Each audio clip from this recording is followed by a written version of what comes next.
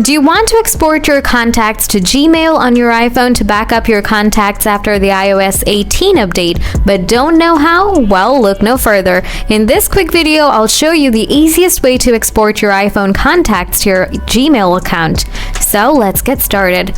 First, open up the Contacts app, then press and hold on All Contacts. After that, tap on Export. Now select whether you want to export only names and numbers or other information as well. After selecting them, tap Done from the top right corner. After that, you will get a pop-up. Now swipe up this pop-up and then tap on Save to Files.